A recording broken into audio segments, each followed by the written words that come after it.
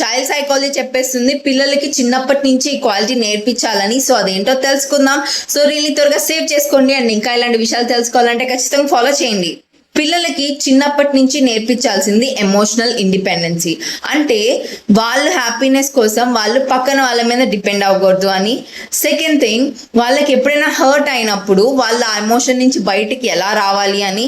Third thing, వాళ్ళ మీద వాళ్ళకి నమ్మకం ఎలా పెంచుకోవాలి అని చెప్పి. ఫోర్త్ థింగ్, వాళ్ళు ఎప్పుడైనా ఫ్రస్ట్రేటెడ్ ఫీల్ అయినప్పుడు, డిప్రెస్డ్గా ఫీల్ అయినప్పుడు ఆ ఎమోషన్స్ నుంచి వాళ్ళు బయటికి ఎలా రావాలి అని. ఇవన్నీ పిల్లలకి నాన్న వీళ్ళ సాడ్గా ఉన్నప్పుడు ఇట్లా చేయాలి అని చెప్తే వాళ్ళకి అర్థం కాదు. సో ప్రతిదీ వాళ్ళకి ఎక్స్ప్లెయిన్ చేసేటప్పుడు సిచ్యువేషన్ బేసిస్ మీద ఎక్స్ప్లెయిన్ చేయాలి. లైక్ ఫర్ ఎగ్జాంపుల్, ఇప్పుడు పిల్లలు ఎక్కువ దేనికి హర్ట్ అవుతారు? ఫ్రెండ్స్ విషయంలో ఎక్కువ హర్ట్ అవుతారు. ఫ్రెండ్స్ విషయం టీచర్స్ విషయంలో. సో ఒకవేళ వాళ్ళ ఫ్రెండ్స్ ఆడుకుంటున్నప్పుడు వీళ్ళని పిలవకపోతే వాళ్ళు ఫీల్ అవటం స్టార్ట్ చేసేస్తారు. సో ఫస్ట్ థింగ్, పిల్లలకి మీరు నేర్పించాల్సింది ఏంటి అంటే, నువ్వు అసలు మీ ఫ్రెండ్స్ నేను పిలవాలి అనేది నువ్వు ఎక్స్పెక్ట్ చేయొద్దు. నీకు ఆడుకోవాలనిపిస్తే నువ్వు వెళ్ళి ఆడుకో. First thing, don't expect. Second thing, వాళ్ళు పిలవకపోతే ఏమవుతుంది?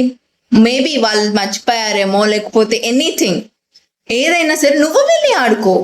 డోంట్ థింక్ దట్ వాళ్ళు పిలవలేదు కాబట్టి నేను ఆడుకోవడం మానేస్తాను అంటే మనకే లాస్ అవుతుంది. So explain everything to children in situation basis. Second situation, పిల్లలు వాళ్ళు బాగా చదివి వాళ్ళకి ఎక్స్పెక్టెడ్ మార్క్స్ రాలేదు, తక్కువ వచ్చాయి అనుకోండి. సో వాళ్ళు డిప్రెస్ ఫీల్ అవడం, లేదా సూసైడ్ చేసేసుకోవడం, లేకపోతే వాళ్ళని వాళ్ళు లాక్ చేసుకోవడం, వాళ్ళని హేట్ చేయడం, ఇట్లాంటివి చేస్తూ ఉంటారు. సో ఇలాంటివి జరగకుండా ఉండాలంటే వాళ్ళకి ఫస్ట్ చెప్పాలి, సరే యూ డిడ్ంట్ గెట్, నువ్వు చేసిన కష్టంకి నీకు మార్క్స్ రాలేదు అని నువ్వు ఫీల్ అవుతున్నావు. Why can't you try second time? నువ్వు ఎందుకు ట్రై చేయకూడదు? నువ్వు ఎన్నిసార్లు ట్రై చేసినా, ఆల్వేస్ నువ్వు ఫెయిల్ అవుతుంటే నువ్వు మళ్ళీ ట్రై చేయాలి, నువ్వు ఫెయిల్ అవుతుంటే నువ్వు మళ్ళీ ట్రై చేయాలి.